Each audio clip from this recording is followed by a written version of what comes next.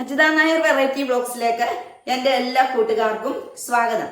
ഞാൻ ഇന്ന് നിങ്ങളുമായിട്ട് ഷെയർ ചെയ്യാനായിട്ട് പോകുന്നത് ഇന്നൊരു വെറൈറ്റി വീഡിയോ ആണ് കേട്ടോ. വെറൈറ്റി വീഡിയോ എന്താണെന്ന് വെച്ച് കഴിഞ്ഞാല് നമുക്ക് കർക്കടകം 1-ാം തീയതി അല്ലെ, വെള്ളിയാഴ്ച ആണെന്ന് തോന്നുന്നു, കർക്കടകം 1 തോന്നുന്നു. ഒരു സെക്കൻഡ് ഒന്ന് നോക്കിക്കോട്ടെ.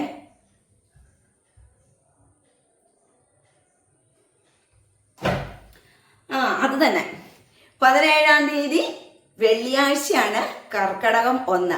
കർക്കടകം 1ന്റെ പ്രത്യേകത എല്ലാവർക്കും അറിയാലോ. രാമായണം വായിക്കുന്ന മാസമാണ് അല്ലെ നമ്മുടെ കർക്കടക മാസം. അപ്പം 1-ാം തീയതി തൊട്ട് രാമായണ വായന എല്ലാ വീടുകളിലും മുഴങ്ങും അല്ലെ.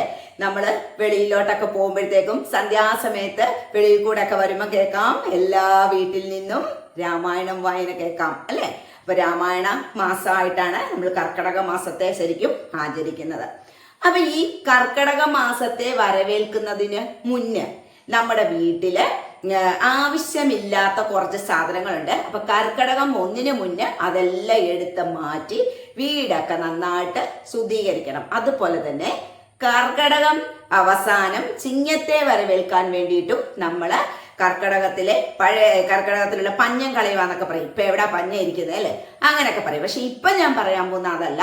കർക്കടക മാസത്തെ വരവേൽക്കാൻ വേണ്ടിയിട്ട് നമ്മള് അതിനു മുന്നേ ചെയ്യേണ്ട കാര്യങ്ങൾ എന്തെല്ലാമാണ്? നമ്മുടെ വീട്ടിലുള്ള കുറച്ച് സാധനങ്ങളൊക്കെ എടുത്ത് മാറ്റുക തന്നെ വേണം. അതൊക്കെ എടുത്ത് മാറ്റിക്കഴിഞ്ഞാൽ നമ്മുടെ വീടിന് നല്ല ഐശ്വര്യവും ഒക്കെ കിട്ടും.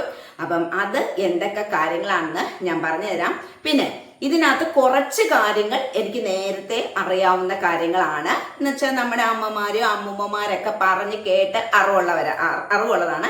അറിയാൻ വയ്യാത്ത കാര്യങ്ങള് ഞാൻ ഇതില് നമ്മുടെ യൂട്യൂബിൽ തന്നെ ഒരു ചാനലിൽ കണ്ടതാണ്.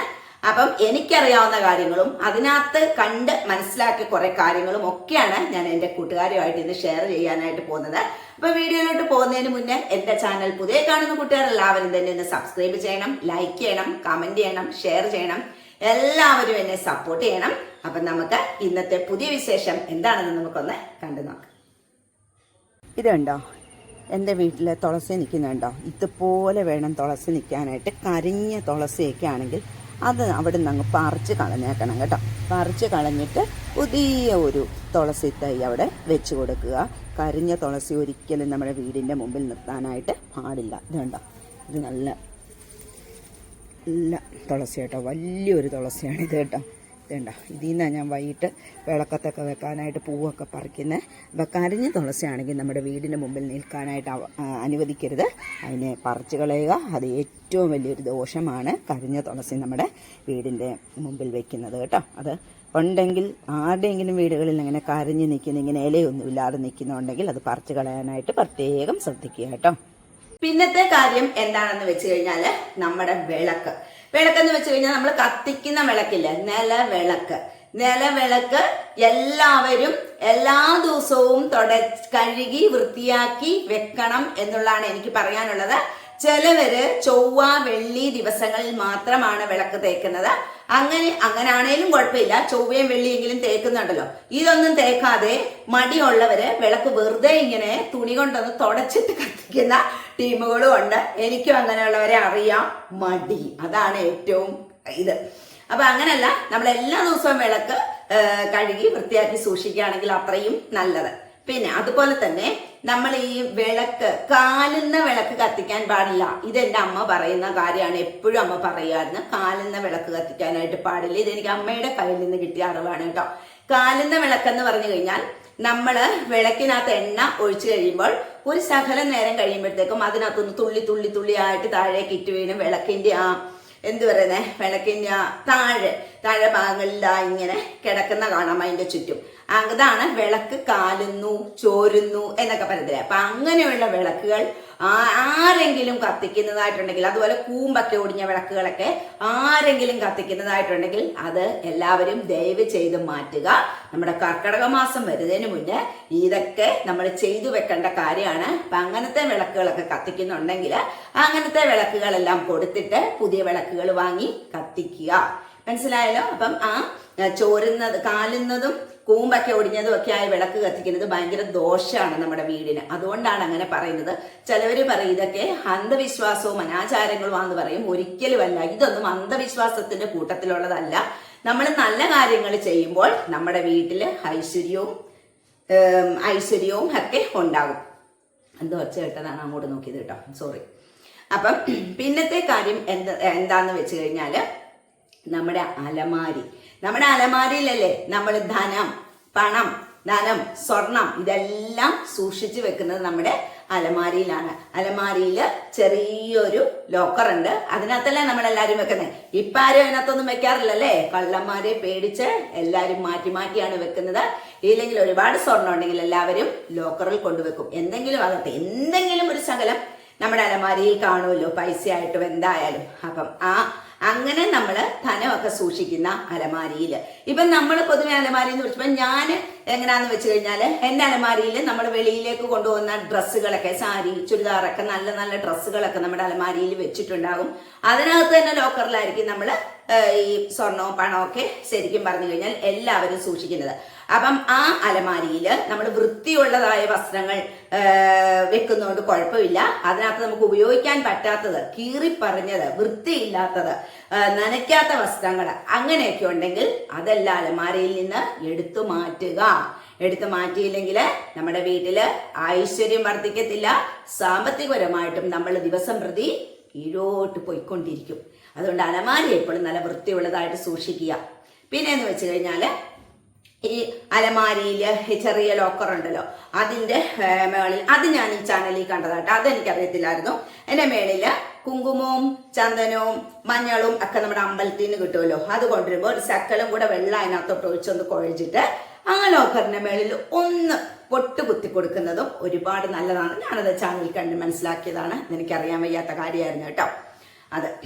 പിന്നെന്ന് വെച്ച് കഴിഞ്ഞാൽ നമ്മുടെ അടുക്കളയിലെ ഈ മുളക്, മല്ലി ഇതെല്ലാം ഇട്ട് വെക്കുന്ന പാത്രങ്ങൾ, അതെല്ലാം നമ്മൾ 1-ാം തീയതിക്ക് മുന്നേ നന്നായിട്ട് കഴുകി വൃത്തിയായിട്ട് സൂക്ഷിക്കുക.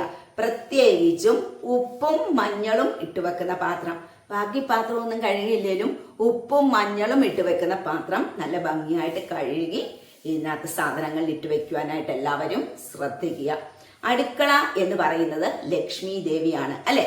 അപ്പം നമ്മുടെ ഫ്രിഡ്ജിനകത്ത്, ഇപ്പൊ 1-ാം തീയതിക്ക് മുന്നേ നമ്മുടെ ഫ്രിഡ്ജിനകത്ത്, നമ്മുടെ എല്ലാവരുടെയും ഫ്രിഡ്ജിനകത്ത് കാണും പഴയ കറികളൊക്കെ. ഇത് നാളെ കഴിക്കാം, അല്ലെങ്കിൽ മറ്റന്നാൾ കഴിക്കാം, അപ്പൊ ഇതുണ്ടല്ലോ, അപ്പൊ നാളെ നമുക്ക് വേറെ വെക്കണ്ടല്ലോ എന്നൊക്കെ നമ്മൾ പറയും. പക്ഷേ ഈ കറി അതിനകത്ത് ഇരുന്നിരുന്ന് 1 മാസം വരെ ഇരിക്കുന്ന വീടുകളൊക്കെ ഉണ്ട്. എന്താ, നമ്മളിത് എടുത്ത് കളയത്തില്ല. ഇതെന്തോ എടുത്ത് കളയാനുള്ള മടിയോ എന്തോ എനിക്കറിയത്തില്ല. ഇപ്പൊ ഇവിടെ എൻ്റെ ഫ്രിഡ്ജ് എന്ന് വെച്ച് കഴിഞ്ഞാൽ രവിചേട്ടൻ എല്ലാ ആഴ്ചയിലും ഈ ഫ്രിഡ്ജ് വൃത്തിയാക്കാറുണ്ട്. നല്ല നീറ്റായിട്ടാണ് എൻ്റെ ഫ്രിഡ്ജ് ഇരിക്കുന്നത് കേട്ടോ.